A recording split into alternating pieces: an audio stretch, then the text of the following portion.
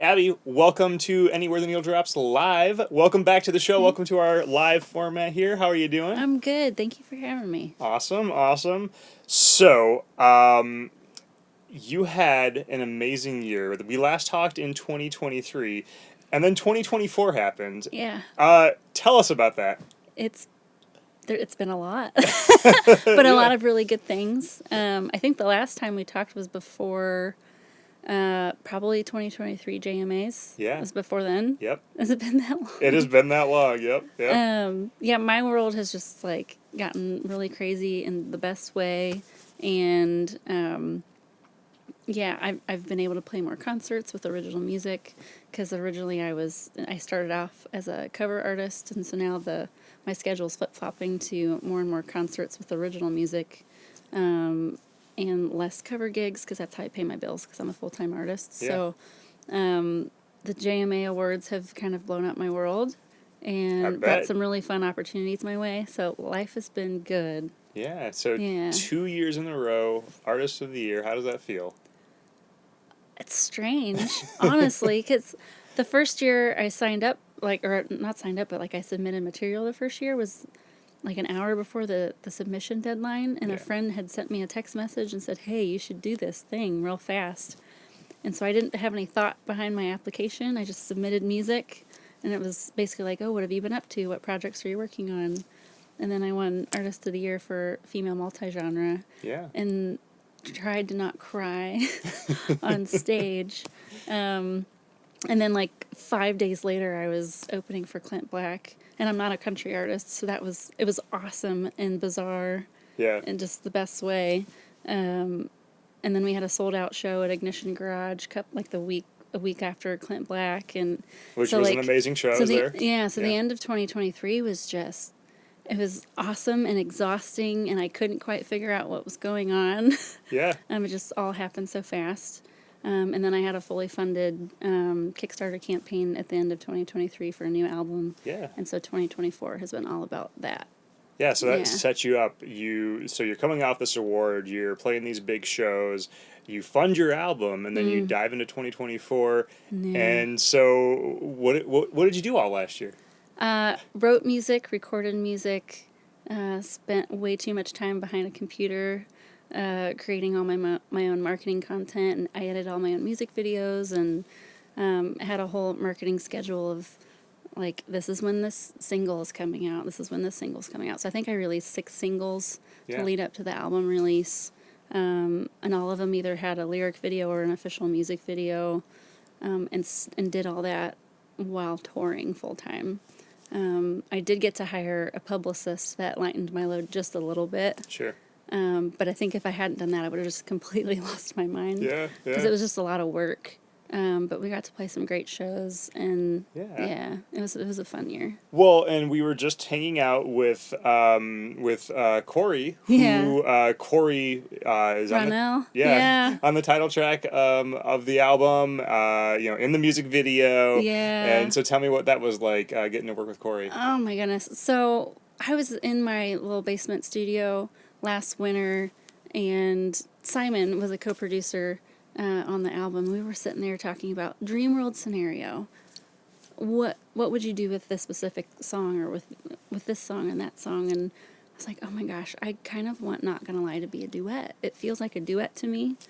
And he's like, well, who would you want to sing with you? I was like, Corey, who I met when his cover band was playing at a bar 5 years before. And so we've just been IG friends. That's it. We've never worked together. We've never written together. And we have this funny little saying for this whole album project, dream world scenario, what would you do? What would you do for a Grammy? If we had a label and we were in that situation, what are the decisions you would make? I was like, for the Grammy, I'm asking Corey I'm going to do it. I'm scared to ask him because he has an impeccable resume. He's worked with some amazing artists. Some big names. Yeah. Some of my favorites too. And so I was like, Hail Mary, hey, do you want to sing a duet on my album? And he instantly was like, yeah. It's like, what's the song? So we sent him a demo, and he was in. And so that was just really encouraging. Yeah. And I was like, if someone like that is willing to collaborate, then we must be doing something right. Yeah, well, and you and Corey work together so well. As we just saw, I mean, it's incredible what you two do on that song. And honestly, we've only been in the room together 3 times. That's amazing. And every time I see him, it's like seeing a best friend that you've known your whole life. It's just really easy. Yeah. And I think it's because we kind of get each other. So when he came to the studio, when we were recording the album, he's a music minister, and I grew up a minister's kid. And so, like, we instantly just kind of connected on, like, lifestyle and all that stuff that comes with it, and all the stereotypes and difficult people you have to deal with because that's the lifestyle you live. And we ended up co-writing, like, the intro to Not Gonna Lie together in the room, which was really fun. And then the track came out and was number 3 on iTunes and it stayed on the charts for like 3 days, which for me is like, that's insane because I have a very small fan base. That's amazing. In the grand scheme of things. Number 3 on iTunes. Yeah, that's so cool. That was really fun. Yeah. Yeah. Well, okay, so, and you have Corey, and you mentioned, Simon helping produce the album. We also just saw the whole band perform, Nate, who helped. And Nate was, like, I would say, like, the lead producer on the album. Yeah. Well, so you seem to have this knack for bringing very talented musicians into your circle, almost to the point where, from watching from the outside, it looks like you're just like eyeing all the great bands in the area, and you're like, I'm gonna take that person, I'm gonna take that person, I'm gonna take that person. So how true is that? How do you pick and choose the crazy hearts? Honestly, it kind of does look like that, but it wasn't. So it's kind of a long story. So Caitlin and I met at an open mic in my first 6 months of playing live in front of people. I hadn't even been paid to play a gig yet. I think it was 2019. And she recommended me to go try out for this Acorn Singer-Songwriter contest, and that turned out really well. And then I needed a violin player for an album that I was self-producing and putting out. And so Caitlin's just always been there from the beginning. Her vocals are insane, and she's become just one of my best friends. And so she's one of those people that just... she'll tell me how it is. She doesn't sugarcoat it, and sometimes you need that. Yeah. And so she's been here, and she's been a staple. And then the rest of the guys, I've just been like, I saw Simon play at an open mic, so then I learned his name. And I saw him play guitar. I didn't know he played piano.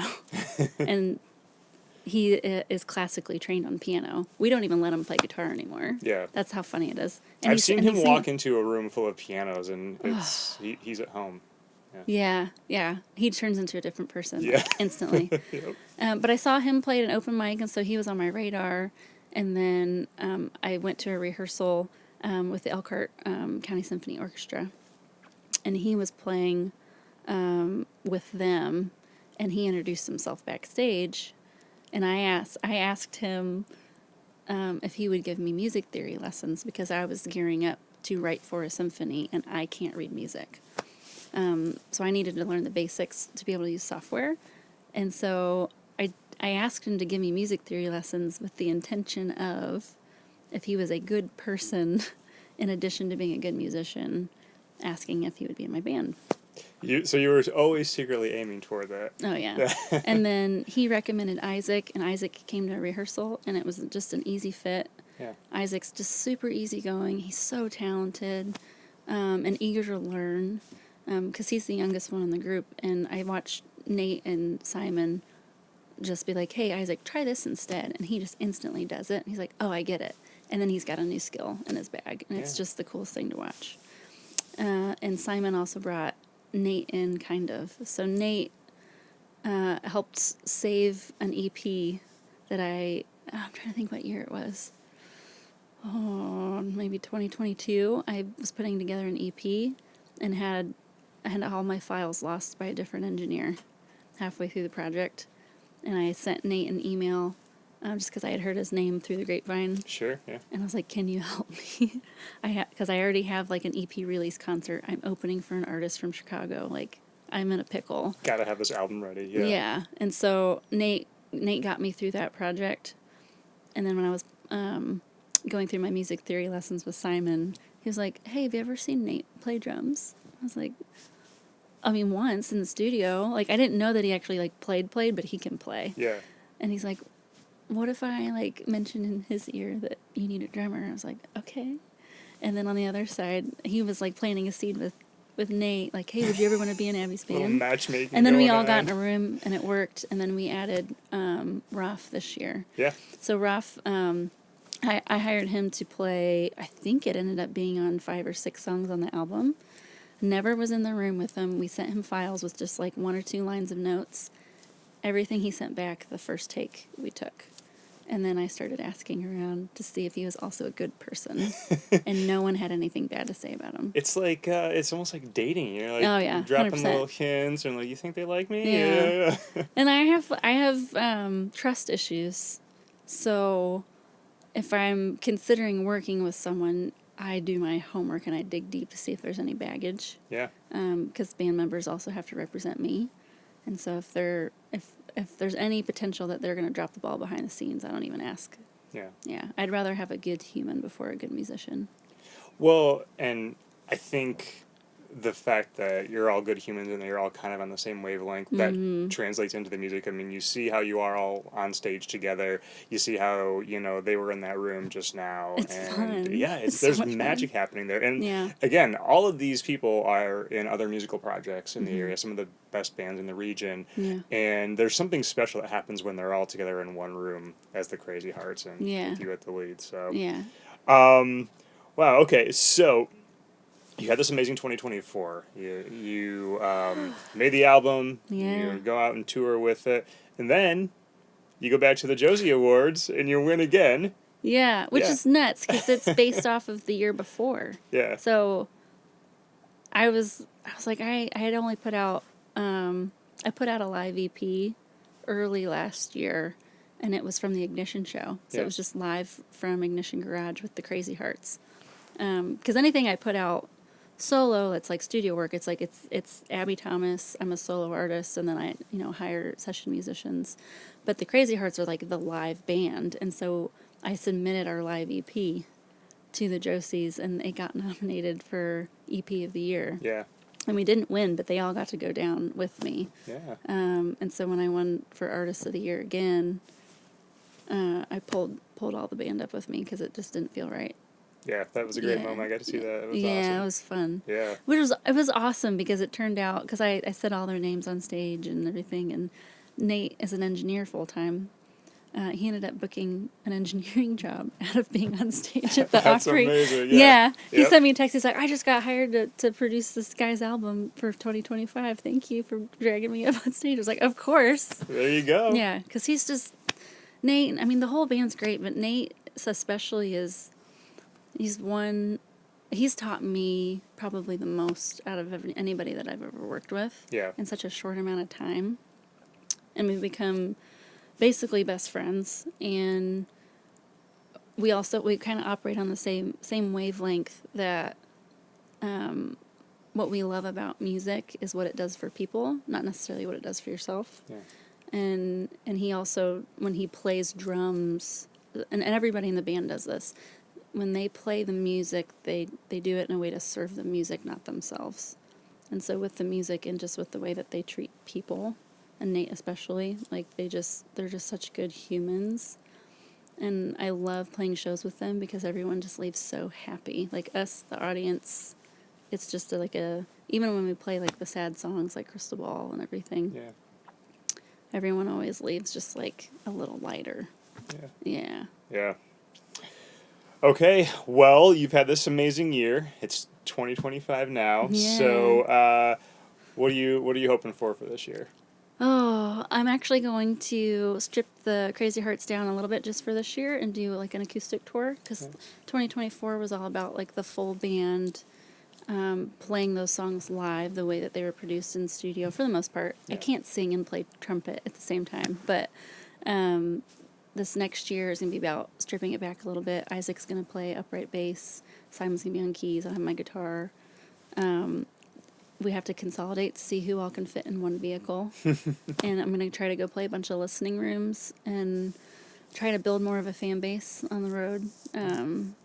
Because that's one thing that I've struggled with is like, if people hear us play live, they always connect, and I always leave a show knowing that I gained more fans, right? But globally, like compared to the other big artists that are making a full-time living from music, my fan base is like a size of a pea.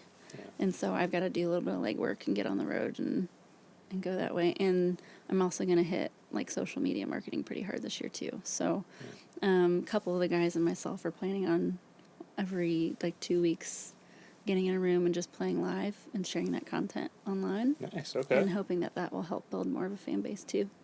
Yeah. Because whenever we have shows in like northern Indiana, southern Michigan, and even a little bit in Illinois, and like tickets sell really well. But once we get outside of that, like that geographic area, it gets harder, and I have to spend more money on marketing, and I would like to not do that. Sure, yeah. Got to spread that word. Yeah. All right, so doing some little more touring, reaching out for the fan base a little more. Mm-hmm. Any new music on the horizon? Yeah. Yeah? Yeah. So the plan was that after the album got released, that every about 6 weeks I was going to release a new single, but life happened and sure. Had a couple big things pop up that just was like consumed my life personally, and so those songs that were slated to get released, I'm going to start releasing them hopefully in the next couple months. And then the songs that were on track to be on the album and got cut, we're going to finish them and release them as singles throughout 2025. Excellent. Yeah, all right. We started off with about 26 and had to narrow it down to 15. So there's a lot of music. And then I'm actively... It's practically a whole other album, right? Yeah, and I'm actively writing all the time. So I've always got new material. So if anything beats what we skipped over, then, sure. something else will get kicked to the curb. But, yeah. New music. Awesome. Yeah. All right, so we got some new music, got the tour. It's going to be a good year. Yeah. Hopefully a little calmer than 2024. That was nuts. I barely slept. Yeah. I think by the time I got to November, I crashed real hard. Yeah. Yeah. Yeah. Well, I wish you some rest this year and some success, Not too much rest, got to get that fan base. Just a slow and steady sounds good for 2025. All right. Abbie Thomas, thank you very much. Yeah. And check out Abbie on her website and on the socials. Yeah, thanks for having me.